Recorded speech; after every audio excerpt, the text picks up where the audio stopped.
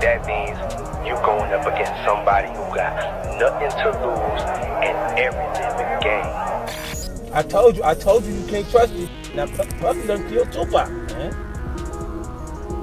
Puffy's a sucker. Puff said he's gonna walk up on 50 Cent and punch him in the face. Yeah, he said I'm just gonna punch him in the face. Tell Curtis I'm not finished yet. That chilling message hit 50 Cent's phone just hours after Diddy dodged the RICO bullet. And according to insiders, it didn't come from a lawyer or rep. That came straight from Diddy himself. By now, you've probably seen the headlines. Diddy was cleared of the most serious charge, the one that could have locked him away for life. And like clockwork, 50 Cent went viral right after the verdict. When this screenshot started floating around, a burner account suddenly reactivated, sent him a threat. Now anyone who's followed 50 knows he's had smoke for Diddy for years, trolling him on social media, throwing shade in interviews, and cracking jokes like, there ain't no seat on that bike, right? And when he wasn't posting memes, he was clowning Diddy in interviews, even calling him fluffy. I explained why I didn't hang out with him, right? Because it's fluffy. It's not your scene. It's not my stuff. But this right here, it's a whole different beast. See, Diddy didn't lash out for no reason. Word is, he's spooked by 50 Cent's upcoming documentary. Did he do it? Despite the verdict, 50's full steam ahead, and he's promised this series will reveal truths way darker than what came out in court. So what's 50 sitting on, and is that why Diddy lashed out? If you watched the trial closely, things got shady real fast, like when the government suddenly swapped out the lead prosecutor for Moran Kami, the same name tied to the Epstein cover-up. Then there's Christina Korum, Diddy's right-hand woman. Witnesses called her a co-conspirator, but the feds, they acted like she vanished into thin air. And that's just the tip of the iceberg.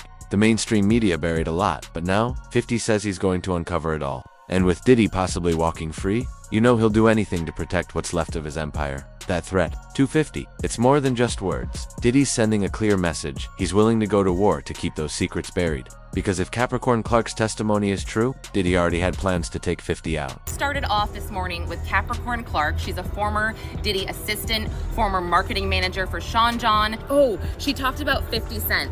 So I don't know what year this was, but she said that Diddy was doing a press event with 50 Cent at MTV, and they actually shared the same manager at this point, and his name was Chris Lighty. And she said that Chris Lighty and herself and Diddy got into an elevator, and Diddy was having a problem with 50 Cent, and he said something like, I don't like the back and forth, I like gun. Let's talk about that burner message for a second. This wasn't some vague stay in your lane warning. The account that said, "Tell Curtis I ain't done yet," had been silent for months. Until hours after the verdict, it came back online, with that one chilling line. Now here's where it gets even darker. Sources close to 50 claim this isn't the first time he's received threats. Back in May, former Diddy assistant Capricorn Clark dropped a bombshell. She testified that during an MTV press event, she heard Diddy tell a security guard, "I don't like nonsense, ... I like guns." According to her, Diddy wasn't being vague. He was talking about his beef with 50 Cent, who just so happened to be there that day. Capricorn said Diddy turned to music exec Chris Lighty and made it clear he was armed, and 50 was a problem. So how did 50 respond? In classic 50 fashion, he made a joke out of it. He posted an AI image of himself looking terrified with the caption, "Oh no, itty bitty Diddy wants me gone. I better lay low, maybe courtside at the playoffs. LO." So yeah, 50 posted that hilarious AI-generated photo of himself looking terrified, captioned, "Oh my goodness, itty bitty Diddy wants me dead. I gotta lay low. Maybe I'll hide out at the playoffs tonight, lol." But here's where it gets serious. That joke? That post? It was back in May, back when we all thought Diddy was done and headed for life behind bars. Fast forward to now, Diddy just dodged the heaviest charge, RICO conspiracy, the one that could have buried him. As NBC News reported, Diddy was cleared on 3 out of 5 counts but was found guilty on 2 serious charges.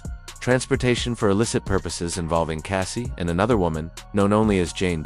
So what happens next? Could Diddy actually go free? And is that why he's acting so bold now, threatening 50 like he's untouchable? Well, here's what we know. Diddy's team thought he'd be walking out the same day the verdict dropped, but Judge Aaron Soup wasn't having it. According to News Nation, the judge denied bail, calling Diddy too dangerous to release. Now Diddy's sentencing is locked in for October 3rd, and until then, he's staying behind bars. As for the time he could face, People magazine says the 2 charges carry up to 20 years total, 10 for each count. Of course, his legal team is already preparing to appeal both the conviction and the sentence, so we'll have to wait and see how much time, if any, Diddy actually ends up serving. But let's bring it back to 50 Cent. The craziest part? Diddy hasn't even been sentenced yet, and he's already firing off revenge threats. It's like he knows he's getting out, like he's already planning the next move. Now, why is 50 Cent public enemy #1 for Diddy? Yeah, 50's been trolling him for years, ever since Cassie's lawsuit dropped. But truth is, the beef goes way further back. We're talking early 2000s. 50 was the first to publicly question Diddy's sexuality, throwing shade long before it was trending. And it wasn't just memes he dug into. What may have sparked the entire feud in the first place? There's a clip from almost 8 years ago on The Breakfast Club, where 50 breaks down the moment it all shifted. How one awkward exchange at a wedding made him keep his distance from Diddy. Now, Fifth, when you continuously call Puff gay, does that affect your relationships in Hollywood? I don't call him gay. I said, Let me read it, Fifth. Oh my God. Sorry I can no longer help you guys.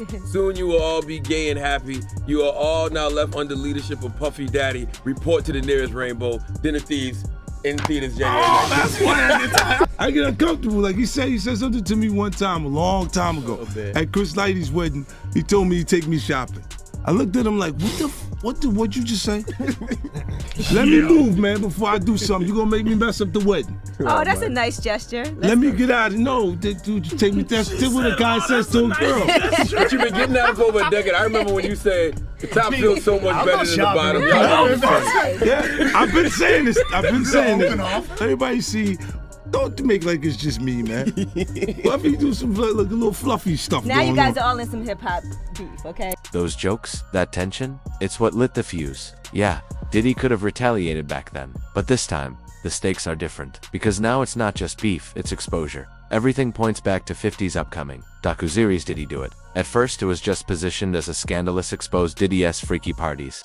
Celebrity hookups? The usual tabloid stuff. But once Diddy beat the RICO charge, 50 flipped the script. He told Variety the series is evolving. It's no longer just about headlines or court drama. It's now a deep, dangerous investigation.